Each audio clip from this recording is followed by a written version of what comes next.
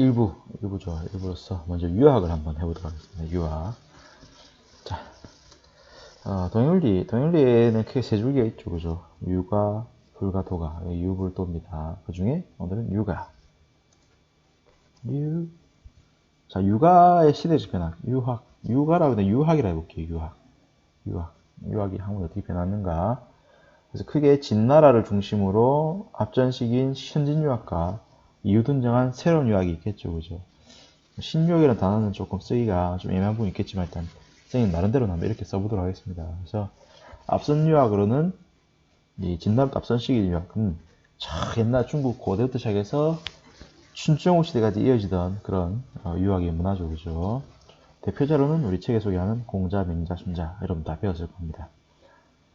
그 다음 진나라 이후 등장한 유학은 한당 시기 등장했던 경학과 훈고학, 그 다음 송나라 시기 등장한 성리학, 명나라 시기 등장한 양명학, 청나라 시기 등장한 고정학이 있습니다. 그렇죠?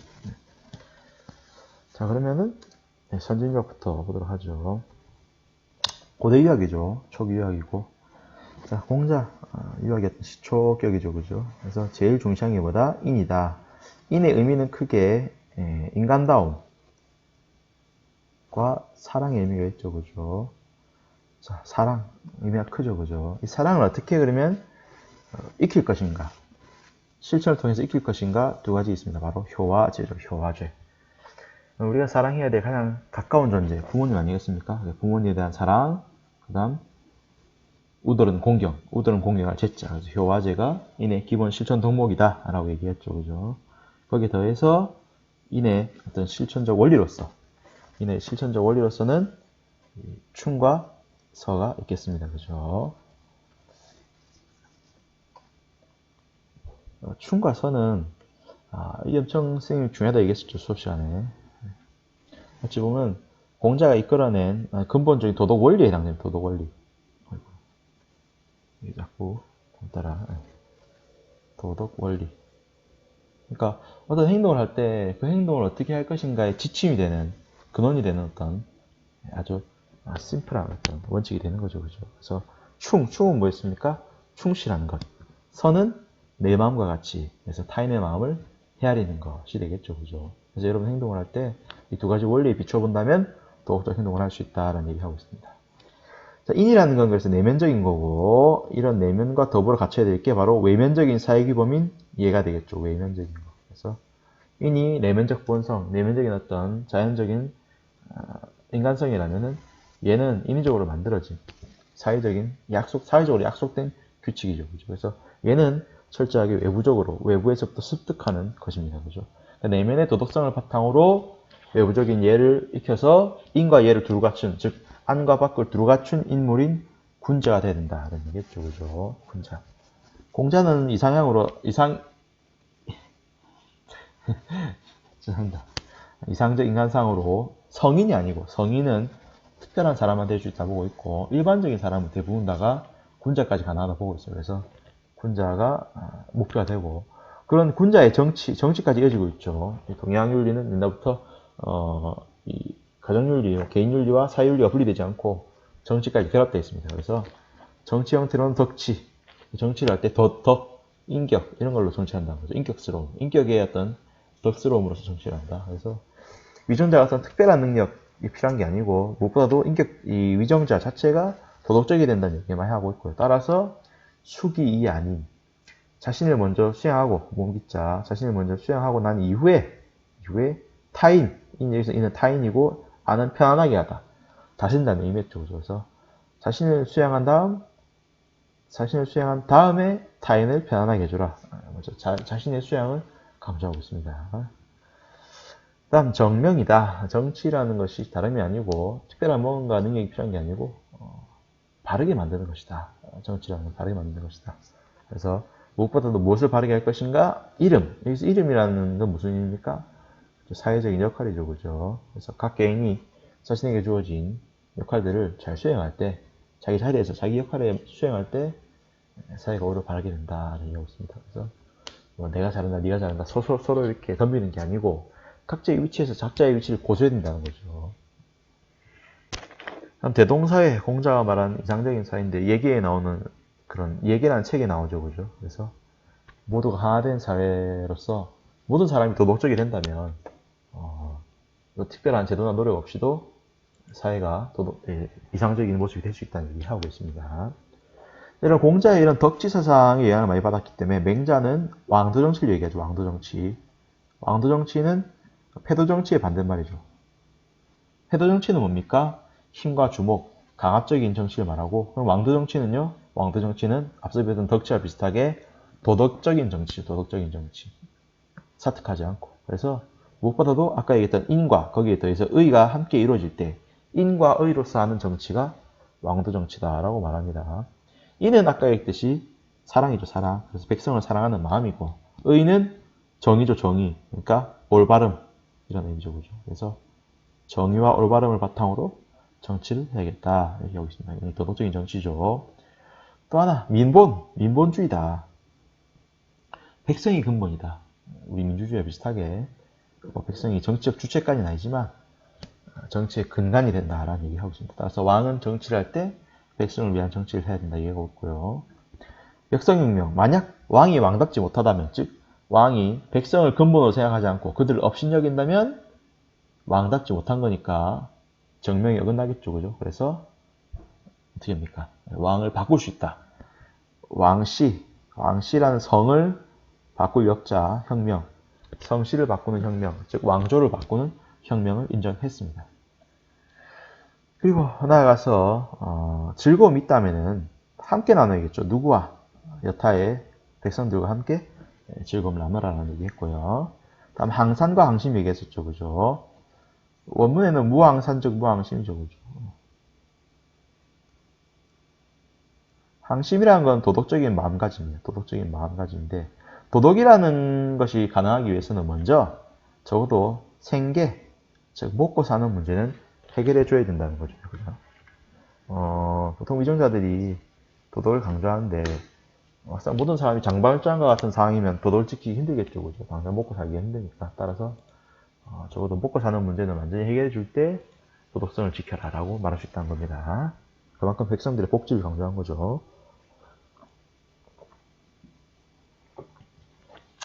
다음 성선설. 낭도정치의 기본이, 낭도정치를 하기 위해서는 근본적으로 모든 구성원들이 왕이든 백성이든 모두가 도덕적일 때 이게 가능할 것입니다. 그냥 이상적인 정치 방식이니까. 근데 그것이 이제 가능하다는 근거로서 내놓은 게 다 착하기 때문에 된다는 거죠. 다 착하기 때문에. 그래서 모든 인간은 태어날 때부터 착하다라는 얘기하고 있는 게 성선설입니다. 증거가 두 가지예요. 사단과 양지양능이죠. 그죠? 사단, 네 가지 단서입니다. 말 그대로 단서. 단서란 말이 뭡니까? 증거죠, 증거. 그죠? 그래서 우리가 네 가지 감정이 있는데, 칙은 수어, 사양, 시비지심인데, 이 감정을 보면 우리 내면에 사덕, 인의 예지가 들어있다라는 얘기하고 있습니다. 인의 예지가 이미 본성 속에 내재해 있기 때문에 도덕적 행동을 실패할 수 없다는 걸 얘기하고 있죠. 다음 양지양능, 양호한 지능, 양호한 능력이죠. 도덕적인 지능, 도덕적인 능력인데 이것도 역시나 타고났다는 겁니다. 태어날 때부터 가지고 태어났기 때문에 억지로 가지기 위해서 노력할 필요 없이 자연스럽게 누릴 수 있다, 할 수 있다, 실천할 수 있다는 거죠. 그 다음 이러한 본성을 잘 지키기 위해서 본성의 보존 중에 또 보존 그런 의미가 강한데 그래서 수양 방법 제시하고 있어요. 어떻게 하면 됩니까? 구방심, 구자는 구하다, 구하는 거죠. 그럼 방심은 뭐냐? 놓아버린 마음. 방자는 놓다 방자니까. 그래서 놓아버린 마음, 놓쳐버린 착한 마음을 다시 찾아야 된다는 얘기하고 있고, 과욕, 욕구를 줄이라는 얘기죠. 과자가 이제 넘칠 과자가 아니고 적을 과자입니다. 여기서는 한자가 안 적어서 잘 모르겠죠. 이런 말하지만 선생님도 한자 잘 몰라요. 뜻을 잘 해석하면 됩니다. 집의, 의로움을 쌓다, 수집하다, 수집하다. 그래서 여러분들이 도덕적 행동이 실패한 이유는 하루아침에 하려고 해서 그렇죠. 원래 꾸준히 해온다면 아주 쉽게 할 수 있다는 얘기하고 있습니다. 자, 다음 순자죠. 순자는 맹자보다 훨씬 더 전국시대 말에 사상가이기 때문에 보다 인간에 대해서 부정적으로 바라볼 수밖에 없는 거죠. 그만큼 사회 혼란했기 때문에. 따라서 성선설이 아니고 성악설을 주장합니다. 그죠? 인간이 우선 악합니다. 태어날 때부터. 그럼 어떻게 착하게 되냐? 억지로 바꾸기 때문이죠. 그래서 인위를 일으켜서 본성을 변화시켜서 어떻게 되는 겁니까? 착한 행동을 하는 겁니다. 그럼 여기서 인위적으로 우리를 교화시키기 위한 도구가 뭐냐? 그 도구가 바로 얘입니다. 도구가 얘. 얘라는 것을 배우고 익힘으로써 우리의 본성은 착해지는 거죠. 그래서 얘라는 것은 성인이 인간의 본성을 바로잡기 위해서 만들어낸 인위적인 도덕기제라는 거. 알 수 있죠. 여기서 나타나는 게 천인분이 하늘과 사람을 분리시켜 생각하는 거죠. 이전 시기까지 대부분 사상가들이 경천적인 어떤 이 농경사회 특징인 경천적인 어떤 특징 때문에 이 도덕성의 근원을 하늘로 보는 반면에 심지어는 인간의 본성이 악하다고 보는 것 자체가 그래서 본성의 도덕이 안 좋아진 거 보니까 하늘 힘을 줄 리가 없지 않습니까? 따라서 도덕은 인간이 철저하게 만들어낸 것이고 하늘은 그냥 하늘일 뿐이다. 이런 자연천적인 입장을 드러내고 있습니다. 자, 여기까지가 선진유학이었죠. 다음은 진나라 이후 등장한 경학과 홍과학입니다. 알다시피 진나라 때는 분서갱유라는 사건이 있었어요. 분서, 책을 불태웠습니다. 각종 유학 주석들이었죠. 그죠? 갱유, 유생들을 생매장을 해버린 사건이죠. 죽였단 말입니다. 쉽게 얘기해서. 그래서 유학이라는 이 문화가 극히 위험해 보였기 때문에 진시황은 이 유학을 탄압한 정도가 아니고 아예 이 세상에서 지워버리려고 했던 거죠. 그죠? 그래서 유학이 급격히 쇠퇴하게 되고 실제 제대로 이후 세대에게 전달되지 못했습니다. 대가 끊긴 거죠. 그렇지만 한 당식이 이렇게 되면 관료제적 중앙집권화 위에서 유학을 다시 복원하게 됩니다. 정치적인 어떤 이념으로서 또한 과거 시험 과목으로서 그죠. 이런 용도로 유학이 다시 부흥해 되는 거죠. 그죠. 그래서 유학을 복원하려고 합니다. 사라진 유학을. 그래서 경학은 말 그대로 경전을 복원하는 유학이고 홍과학은 경전의 뜻을 붙이는 그런 유학이 되겠습니다. 그래서 한나라부터 당나라 시기까지 꽤나 긴 시간이죠. 긴 시간 동안 새로운 유학이 등장하기보다는 과거의 유학을 다시 재생하고 복원하는 데 주목했다라는 겁니다. 자, 이렇게 복원이 끝나고 나니까 어떻게 되는 겁니까? 이제 새 출발해야겠죠. 아까 선생님이 통틀어서 그냥 신유학이라고 했는데 원래 신유학이라면 성리학을 얘기합니다. 당시에는 성리학밖에 없었기 때문이죠. 새로운 유학을 해봐야. 따라서 신유학 이꼴 성리학이라는 의미도 강합니다. 아무튼 성리학 등장하게 됩니다. 송나라 시기 아까 얘기했듯이 인간의 본성과 우주의 이치를 다루고 있는. 그래서 기존에 있던 본성론에다가 이치 왜 그러냐 이치 우주론이죠. 우주론적인 내용이 추가되는 거죠. 우주론적이고 형이상학적인 내용이 추가된 그런 유학이 되겠습니다.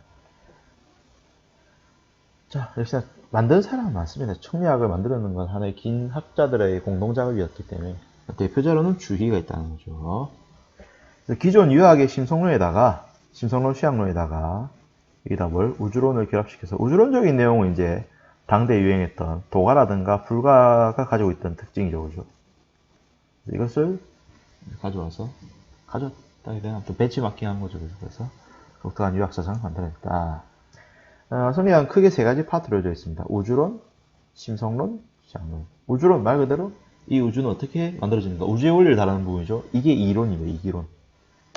이기론. 그 다음 심성론, 인간의 본성 혹은 마음에 대해서 얘기하는데 그걸 심통성종론이라고 얘기할 수 있겠죠. 그 다음 마지막으로 수양론, 마음을 갈고 닦는 거겠죠. 그래서 거기원공리론이라고 할 수 있겠습니다. 자, 이 이론부터 보면 쉽습니다. 이와 기, 이 두 가지가 이 우주의 두 요소입니다. 유일한 요소죠. 이 모든 현상과 사물은 이와 기에 의해서 자기가 나타난다는 거죠. 그럼 리와 기는 뭐냐? 리는 늘 얘기하지만 원리, 법칙, 근원 이런 의미죠. 반면에 기는 재료와 작용을 의미합니다. 재료, 작용.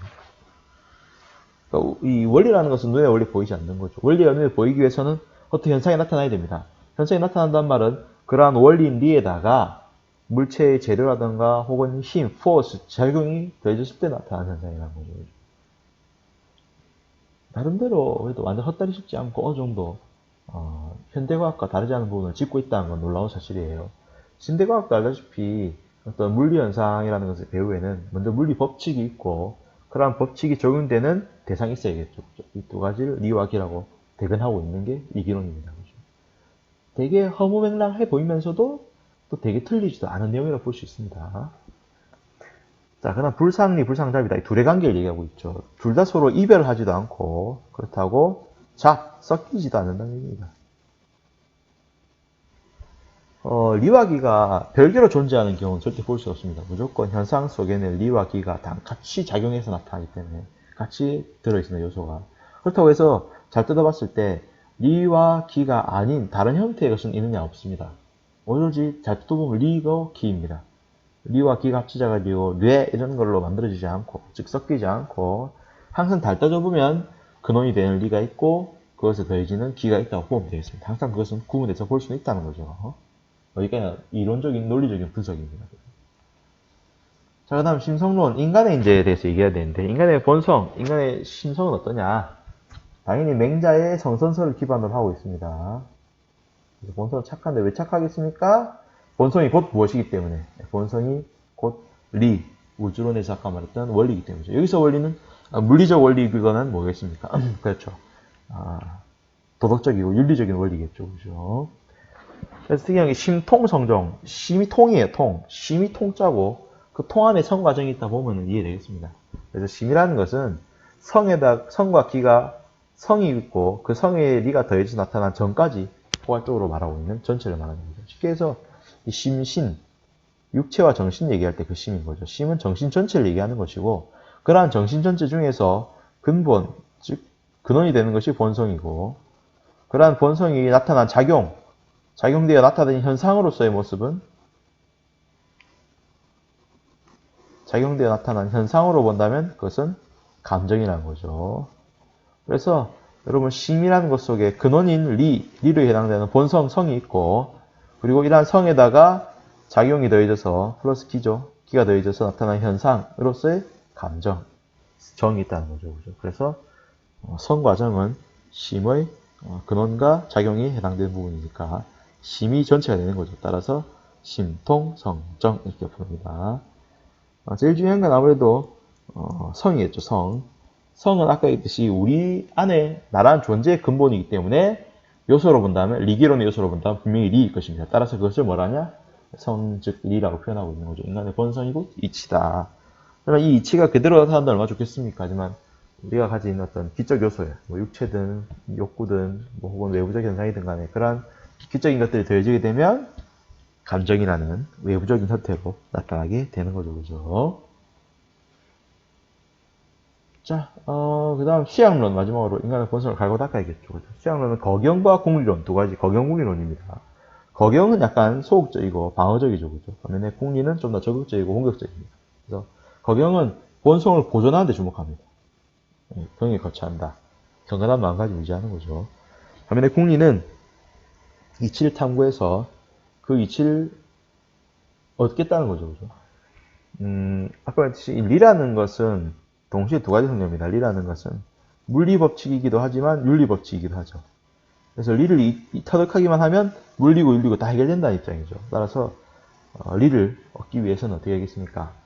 나를 둘러싸고 있는 모든 자연적인 현상 혹은 사회적 현상을 잘 들여다봤을 때 그 안에 어떤 리의 작용이 있는지, 리의 어떤 원리적인 의미의 리가 있는지를 파악하는 것이 바로 이런 성리학의 시향법이 되겠죠. 그죠?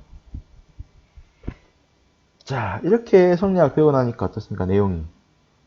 굉장히 복잡하고 어렵죠. 그죠? 당시 사람들도 다 그렇게 느꼈어요. 그래서 이런 성리학의 어려움을 극복하고 보다 쉽게 다가갈 수 있는 유학을 만들고자 등장한 것이 바로 왕수인의 양명학입니다. 양명학이 왜 양명학이냐? 왕수인의 호가 양명이기 때문이죠. 그래서 왕수인은 너무 지나치게 어려운 것을 비판하고 단순하고 간결한 그런 유학을 만들고자 합니다. 그래서 아주 심플합니다. 내용 보시면 제일 핵심이 심정리죠. 심정리. 마음이 곧 이치다.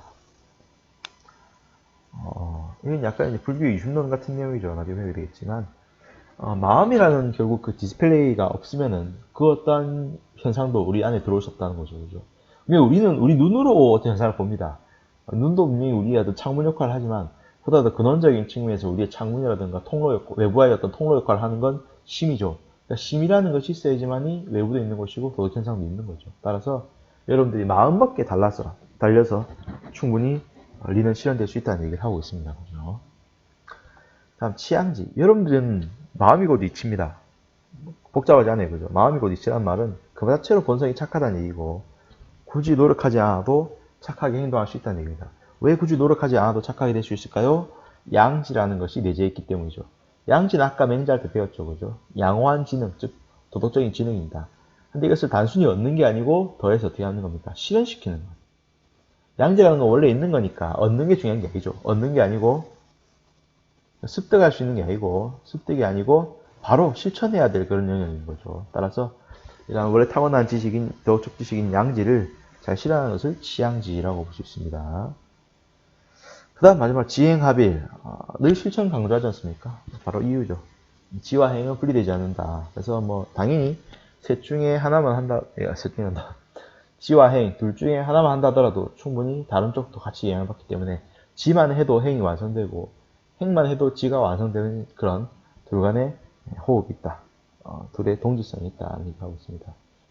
그래서 여러분들 뭐 노력하지 않아도 충분히 해소할 수 있기 때문에 굳이 따로 또 공부하려고 애쓸 필요가 없다는 거죠. 자, 여기에 대해서 경물치지, 아까 주의도 했었죠. 경물치지 뜻을. 주의는 여기 물을 뭐로 해봤습니까? 사물로 봤습니다. 주의는 사물. 사물이란 말이 뭡니까? 우리를 둘러싸고 있는 현상에 대해서 뭐라고 하죠? 현상. 우리가 있는 현상. 우주의 어떤 이런 현상들을 보면서 그 안에 내재해 있는 원리를 깨닫는 것. 그죠? 쉽지가 않은 일이죠. 그죠?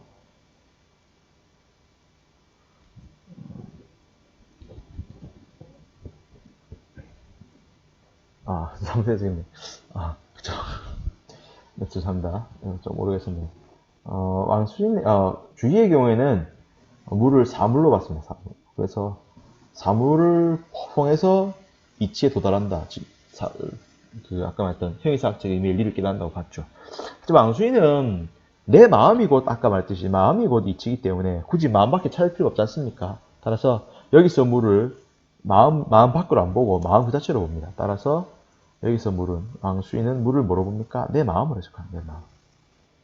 내 마음이 지금 뭔가 삐뚤어지거나 바르지 않다. 그렇다면 그것을 바로잡아야겠죠. 그래서 치지란 말은 결국 격이라는 거. 여기서 격은 마음을 바로잡는 거예요.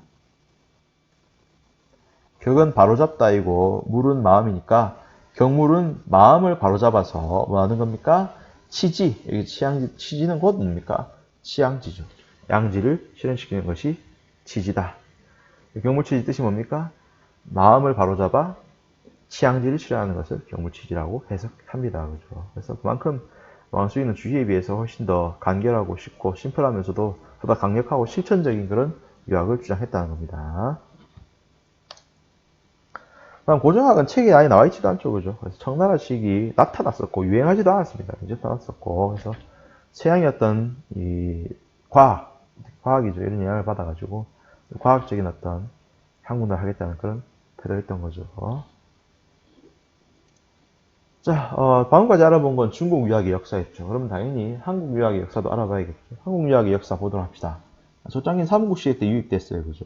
유입돼가지고, 고려 때 성리학이 유입됐습니다. 그래서 고려 때 유입된 성리학이 좀 준비해야 되니까 그걸 바탕으로 뭐가 됩니까? 조선이 건국되는 거죠. 그래서 조선의 건국 이념은 성리학입니다. 조금은 충유억불이라든가 이런 것이 많이 나타나죠. 그죠? 자, 그러다가 실학이 등장이 되죠. 실학은 조선 후기 등장했는데 성리학의 폐단의 극복을 위해서 등장하게 된다고 볼 수 있습니다. 그래서 실학 이름 그대로 실용적이고 실천적이고 실증적인 그런 학문 태도죠. 그죠? 그래서 이전시기 성리학이 굉장히 공리공론, 쓸데없는 허무한 어떤 그런 이론적인 논쟁 때문에 시간을 허비했다면은 실학은 그런 걸 버리고 진짜 우리 생활에 필요한 것이 무엇인가를 고민하고 탐구하는 그런 유학이라고 표현할 수 있겠습니다. 그 다음 양명학도 우리나라의 일부가 소개됐습니다. 근데 극히 일부 학자들만 수용이 되었기 때문에 그렇게 큰 기대나 관심을 받지는 않았다. 이제 하나씩 살펴보도록 할까요? 먼저 조선성리학입니다. 조선성리학. 조선성리학은 중국에 비해서 오히려 더욱더 심오한 논쟁이 많이 펼쳐집니다. 그래서 성리학에 미처 생각지 못했던 그런 난해한 부분들을 학자들 간의 논쟁을 통해서 깊이 있게 탐구했던 것이 조선성리학이죠. 그죠?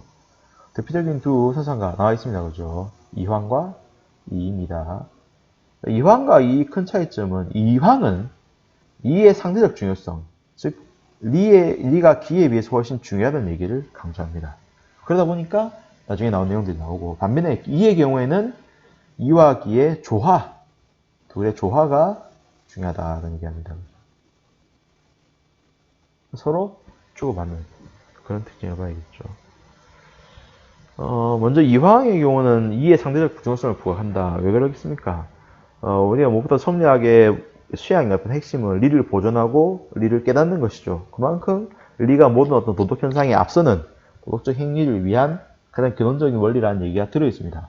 근데 문제는 사람들이 그죠, 이 리를 좀 신경을 안 쓰는 거죠. 리의 중요성을 너무 까먹고 리기 하다 보니까 자꾸 기적인 것에, 즉 좀 현실적이고 세속적이고 덜 비도덕적인 어떤 그런 영역에 자꾸만 몸이 먼저 가는 거죠. 그러지 말고 다시 정신 차려서 리라는 우리가 추구해야 될 가장 궁극적인 원리를 향해서 나아가야 된다라는 입장이 이황이 되겠죠. 그래서 리를 강조하다 보니까 이런 생각이 벌어집니다. 먼저 우리 본성에 있어서 성이죠, 성에 있어 근원이라고 칠 수 있는 도덕적 원리가 뭐가 있겠습니까? 바로 사덕이죠. 사덕이라는 도덕 원리가 있다는 거죠. 그럼 이 사덕이라는 도덕 원리가 그대로 실현되는 게 아마 뭐가 되겠습니까? 사단이겠죠. 그럼 사단이라는 것은 여타의 일반적인 감정하고는 분명히 달라야 될 거 아닙니까? 그죠? 그걸 설명하는 과정에서 이렇게 설명한다는 거죠. 사단은 특이하게 리가 바라여 엄청 큰 부분이죠. 리가 바라여 이후에 기가 타는 것이고, 실정은 기가 바라여 이후에 이가 타는 것이다. 사단이라는 것은 아무래도 사덕이라는 가장 근원적인 어떤 본성이 작용한 거니까, 쉽게 해서 본성이, 그러니까 리가 먼저 작용해서 기가 뒤늦게 갖춰질 때 그런 것이 가능하지 않겠는가라고 해서 이가 발한 이후에 기가 따른다는 형태의 이런 발출 구조를 얘기하고 있습니다. 사단은. 근데 실전의 경우에는 희노애구, 애오역, 우리의 그냥 일반적인 감정 전체적으로죠. 그래서 희노애구, 애오역은 일반적인 감정, 즉 자연스러운 감정이니까 리라는 아주 성스러운 그런 본연의 어떤 원리보다는 이 감정이라든가 혹은 현실적인 어떤 상황, 외부에서 주어진 어떤 물리적인 효과에 의해서 나타나는 그런 감정이기 때문이죠. 따라서 이것은 리가 발했다 볼 수 없다. 리라는 사덕이 발한 것이 아니고 기가 발한 것이다. 즉 재료와 작용이 어떤 외부적 현상에 의해서 먼저 나타나고 이후에 기가 올라타는 형태, 즉 리가 갖춰지는 그런 형태가 되겠습니다. 따라서 성은, 사단은 사덕이 발한 거기 때문에 리고, 실정은 그런 거 없이 희노애구의 오역이니까 그냥 일반적인 감정이다. 그냥 감정이다. 라는 얘기 하고 있습니다. 네가 그냥 커피라면 난 티오피아 이거죠, 그죠? 근데 문제는 이 이황의 입장, 이가 바란다는 이 입장이 뭡니까? 이 주희의 성리학과 대처되는 부분이 생기는 거죠. 주희가 아까 잠깐 배웠었지만은, 앞에 보시면, 리란 재료와 작용이 돼. 작용이라는 점은 바란다. 작용이라는 건 철저히 뭡니까? 철저히 기의 입장입니다. 기에 해당되는 부분이죠. 근데 지금 뭐라고 하고 있습니까? 이황은 리가 바란다. 리도 작용한다고 얘기하고 있어요.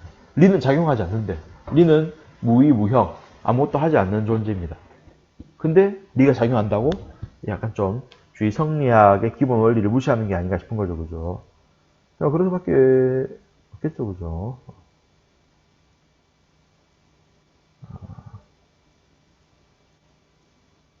하지만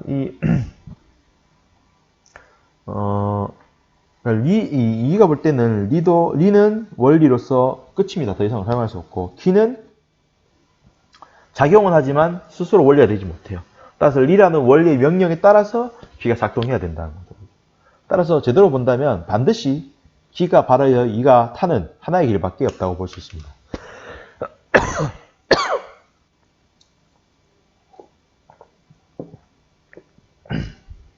즉 바라는 것은 오직 기고 따라서 이는 타서 명령만 한다는 거죠. 따라서 하나의 길밖에 없고,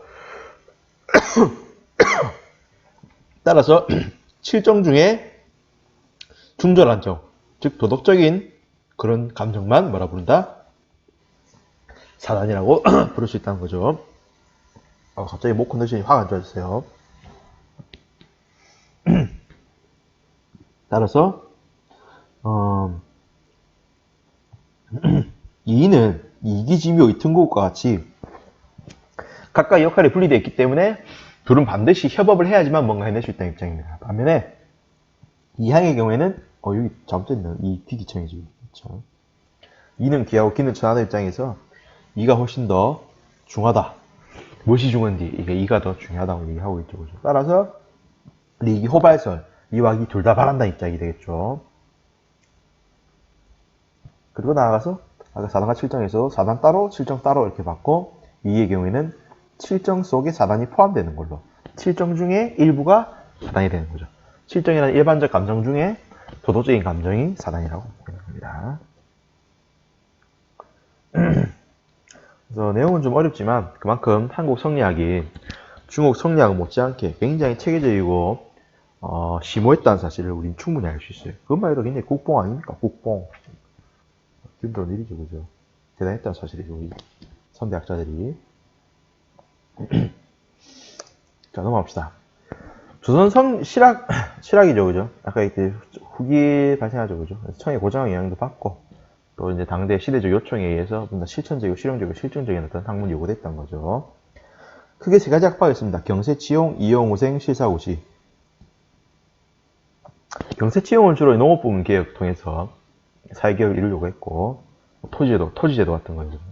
이용우생 경우에는 무역이나 상업 이런 성장을 통해서 좀 복지와 안녕을 도모하려고 했고요. 실사고시는 사실적인 학문 연구를 추구했던 거죠. 그 중에서 이제 대표적인 인물이 바로 정약용입니다. 정약용. 정약용의 경우에는 이제 천주교를 믿었기 때문에 그걸로 인해 박해받았던 그런 인물이죠, 그죠? 그래서 그 사상 속에는 왠지 유학이라고 하지만 왠지 천주교적인 느낌이 많이 듭니다.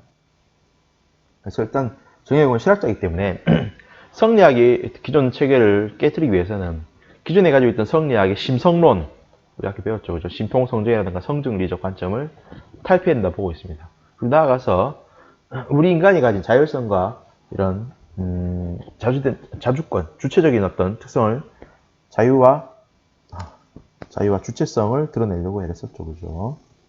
그래서 다음 같은 이론이 나오게 되는 거죠. 먼저 성 즉 리가 아니고 성기호설입니다. 성기호설. 성리학이 인간의 본성이 이미 리로서 타고난 근원적인 어떤 도덕성이라고 얘기하는 것에 반해서 정약이 볼 때는 인간의 본성은 늘 이것도 할 수 있고 저것도 할 수 있는 선택의 기로에 서 있는 존재라고 말하고 있는 것 같아요. 그래서 한편으로는 영지의 기호에 의해서 도덕적인 행위를 할 수도 있겠지만 다른 한편으로는 형구의 기호, 즉 육체적인 기호에 의해서 조금은 비도덕적인 행동을 할 수 있습니다. 따라서 이 둘 사이에서 인간이 고민해야 되고 둘 사이에서 하나를 선택해야 되는 문제라는 거죠. 이런 선택할 수 있는 권리, 자기가 스스로 주인된 권리를 정약용은 자주직권이라고 불렀던 거죠. 그리고 나아가서 우리가 사덕, 성리학에서는 사덕이라는 것이 본성에 내재 있다고 봤습니다. 따라서 사덕을 실현시키기 위해서는 본성을 잘 보존해야 되는 거예요. 굉장히 수동적이 되죠. 그럼 좀 더 적극적인 도덕이 돼야 될 거 아닙니까? 그러기 위해서는 사덕이라는 것은 본성이 없고, 사덕은 원래 본성이 없고, 행위를 통해서 습득하는 것이다 라는 얘기를 정약용은 하게 됩니다. 당연히 사덕의 근원이 되는 어떤 기호, 아까 어떤 영지의 기호가 있죠, 그죠? 이런 영지의 기호를 바탕으로 우리의 사단이라는 감정이 나타나고, 그런 사단이라는 감정을 바탕으로 행위로 옮겼을 때, 그것을 행위로 했을 때 우리는 비로소 인의 예지, 사덕을 간직할 수 있게 된다는 그런 얘기하고 있는 게 정약용의 실학이 되겠습니다.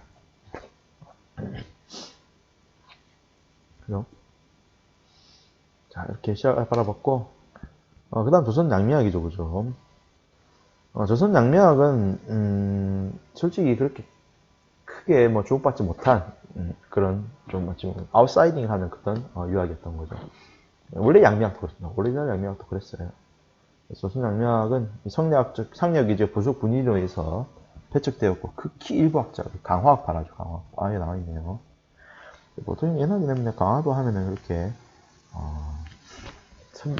잘 나가지 못하는 사람들의 어떤 있는 곳이 강화도였기 때문에 그래서 정제도 같은 이런 조금은 이 성리학이라는 어떤 그 이념 논쟁에서 벗어난 그런 인물들이 할 수밖에 없는 거죠. 그래서 원래 이 장미학이 가진 특징인 그 유심론적인 특징, 즉 심정리라는 특징을 바탕으로 인식 주체로서의 내가 도덕 판단의 기준, 그러니까 특별한 뭔가가 필요한 게 아니고 내 마음이 모든 어떤 도덕 판단의 기준이 된다라는 얘기 하고 있네요. 자 이번 시간 동양윤리를 정리하는 관점에서 첫 시간으로서 유학에 대해 정리를 했어요. 유학이라는 것이 정리해보면 굉장히 난해하고 어려워 보이는데 자꾸 또 하다 보면 또 스스로 이해하려고 노력하다 보면 쉽게 이해될 날도 올 것 같습니다. 자, 그럼 이것으로 영상 마치겠습니다. 안녕.